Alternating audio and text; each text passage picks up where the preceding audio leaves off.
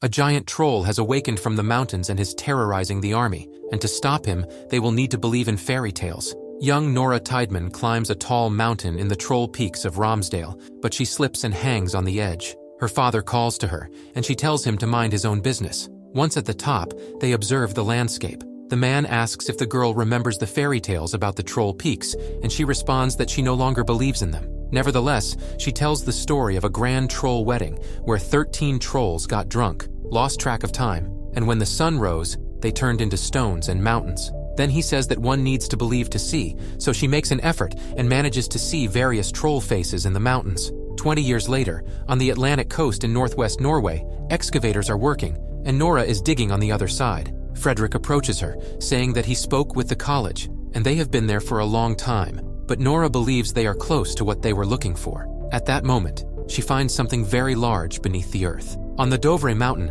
there is a lot of truck movement as they are building a railway, which prompts protesters to demonstrate in favor of preserving the mountain. The workers place explosives in the tunnel and detonate them to show the protesters. These workers return there, and when they hear a tremendous echo in the tunnel, it starts to collapse. They run, but get hit by the collapse. At the Norwegian Armed Forces headquarters in Oslo, the military receives a message about high seismic activity in Dovre and sends a team there. The pilots fly towards the mountain, capturing images of a massive hole, and the captain orders communication with the government. Leaving her house, the Prime Minister is informed about what is happening and is shocked by the images. They also see what appears to be giant footprints, but there is still limited information about the incident. Nora and Frederick celebrate with their companions, who ask her to give a speech. She begins to speak, but soon a helicopter arrives. The military personnel explain that they will escort her to Oslo, as it is a matter of national security.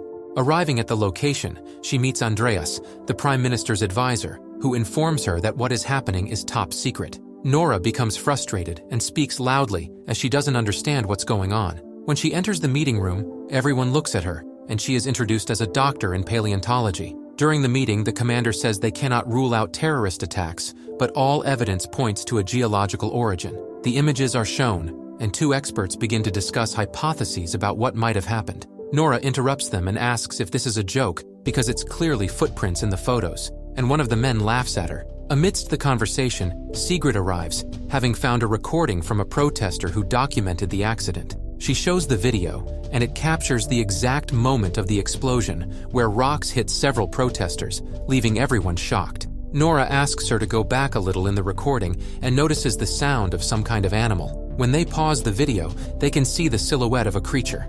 In a house in Lesja, while a couple is having tea, their dog barks incessantly. Finding it strange, the house begins to shake severely, and they go down to the basement, waiting for the tremor to subside. Upon coming out, they realize that their house was almost completely destroyed. During the meeting, everyone finds what they saw strange and remains unsure of what it could be. Now, as a scientific advisor, Nora and Andreas set off for Lesja. In the helicopter, they talk, and Nora explains that she works in paleontology inspired by her father, who used to tell her fairy tales and was a teacher of native dialects and folklore during the day. Her mother died when she was 10 years old, and she also mentions that her father eventually lost touch with reality. Upon reaching the location, Captain Holm from the Special Operations informs them that they were tracking something, but the tracks abruptly end in the mountains. While talking to the couple, the man says it was as if the mountain was moving, and the woman mentions hearing something like a howl with a sad melody. Nora senses a strong scent in nature and analyzes the depth of the footprint.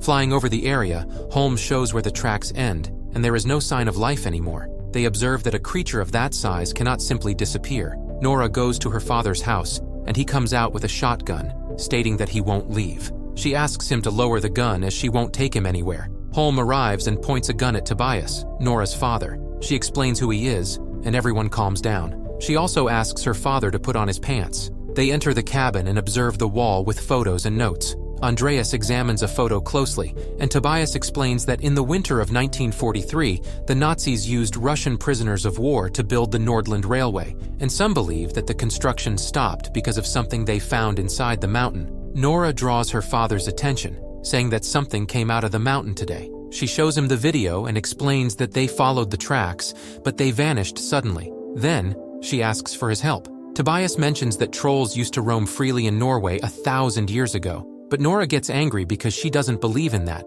as there would be fossils if it were true. Her father insists that trolls were extinct due to the Christianization of the country. They fly to the location that Tobias will soon analyze. Nora says he has always been like this and once got lost in it, losing his job and ending up in a psychiatric hospital. Tobias smells and examines the soil, then he and Nora argue, and she senses the strong smell of nature again. Finally, they all look in awe at the troll that was camouflaged. The troll wakes up, stands up, and they run to the helicopter. They film and send the video of the creature to the command center in Oslo, and everyone is shocked. Back at the military base, Nora asks her father not to mention the word troll, no matter what they ask. But he still talks about it and insists, and Nora tries to downplay it by saying they don't exactly know what type of creature it is. Tobias gets upset, reprimanding the government personnel, and is escorted out of the room. Nora asks for a little more time to deal with the creature, but the Prime Minister says they will implement a military action immediately.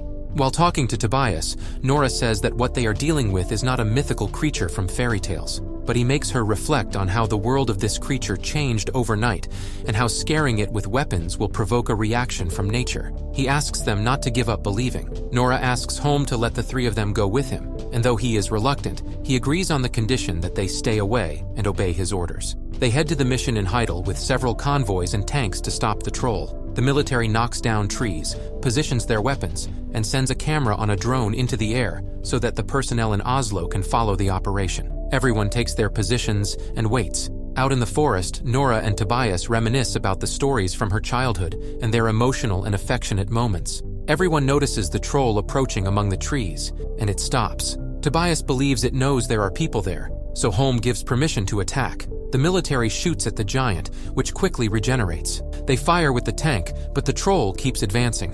Holm shouts for everyone to run, and they do, but the creature hurls a car, and the image is cut off. The group hides behind a log, and one of the soldiers prays non-stop. The troll sniffs the blood from the wounded soldier, catches him, and then devours him. Tobias tries to communicate with the giant, asking for calm, and for a moment it seems to understand, but more tank shots are fired at it. When it turns, it accidentally hits Tobias, sending him flying several meters. Nora rushes to help him. The troll steps on the tank and leaves. Tobias utters disconnected words, palace, king, and dwelling, and asks Nora to believe before he dies right there. And Nora cries over his body. She feels sadness looking at a photo of them together and examines some notebooks in search of the meaning behind her father's last words. However, she falls asleep and wakes up in the morning when Holm and Andreas arrive. Holm says they are tracking the troll with a drone and preparing an aerial attack. Andreas notices an error in the notebook's illustration because in fairy tales, trolls cannot withstand sunlight, but this one is seen during the day. Thus, they try to think of more fairy tale rules, even though Holm doesn't believe in it. Nora and Andreas then remember that they cannot feed it after midnight and that these creatures have a problem with crosses. She associates this information with the Christianization of Norway. The paleontologist opens a meeting with the personnel in Oslo, who see no sense in what is being said as it seems like fiction. However, she explains that ancient myths talk about trolls throwing stones at churches because they couldn't stand the sound of bells. Holm says that their weapons are ineffective against this enemy, and therefore believes Nora is right, and the commander agrees. They discover that the troll is heading southeast, where there is a theme park with many children and families having fun. The troll appears, causing panic and fear among everyone. The giant hears the sound of bells being carried by helicopters, and the aircraft circle around him, which greatly annoys him. The troll knocks down one of the helicopters, picks up another, and throws it. It almost falls on a boy, but the creature catches it before any harm is done, and then it leaves.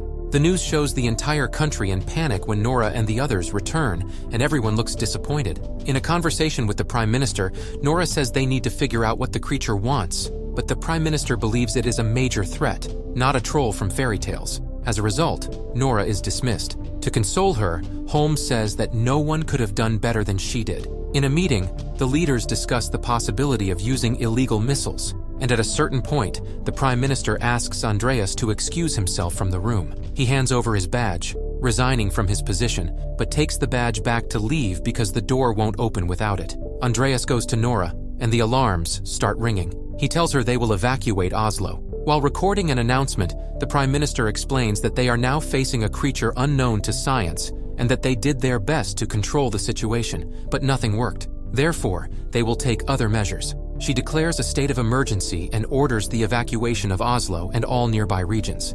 Nora examines her notes because her father mentioned someone named Sinding, and she was trying to understand. Then Andreas says it's Rickard Sinding, the one responsible for the royal palace. The paleontologist recalls her father's last words and asks Andreas to join them so they can go to the palace, and they do so. Arriving at the palace, the guards won't let them in, but then Sinding arrives and recognizes Nora. He says he had great respect for Tobias. He leads them through tunnels, explaining that these tunnels and what they will show were discovered in 1920 during the construction of the railway and rediscovered 12 years ago. He expresses regret for what happened to Tobias, and Nora tells him that he ruined the life of an innocent man. Then he shows them the ancient dwelling of the Troll King, with various bones of the creatures, explaining that in that era, Saint Olav carried out a massive massacre of all the trolls, leaving only one of the king's sons. They used him to lure the king into the depths of the Dovra Mountains, where he was left to die. Now the king is trying to return to his old home, the palace.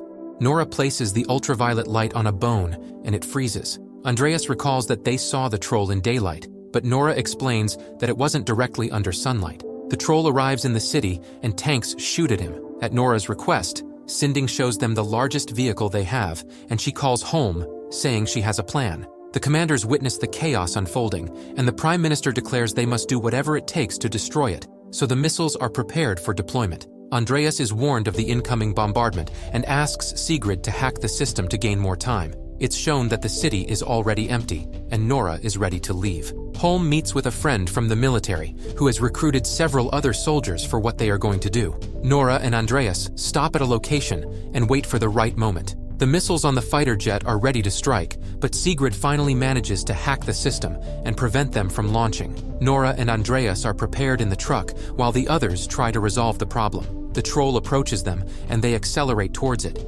managing to pass underneath the troll. Andreas removes the tarp covering what they are carrying, which is the skull of a troll. The giant sees it, becomes angry, and chases after them. They accelerate and inform Holm that they are about to arrive, but the soldiers are not ready, so they need to hurry. Holm warns his colleagues that it will be a tough fight, but everyone agrees to continue. At some point, the skull falls from the car, and the troll, who is right behind them, picks it up and looks at its reflection in the glass. Accidentally, the troll drops the skull, becoming very angry and letting out a loud howl. Nora keeps driving, and the giant follows her. One of the leaders discovers what Sigrid did, and the attack is authorized again. The military prepares for the troll's arrival, and Andreas jumps out of the car, narrowly avoiding being crushed by the creature. Later, Nora also jumps and narrowly escapes being stepped on by the giant. When he's about to step on her, the soldiers honk their horns, and he stops, allowing her to run away. The soldiers direct powerful lights at the giant, and the commander orders to abort the mission as there are civilians in the area.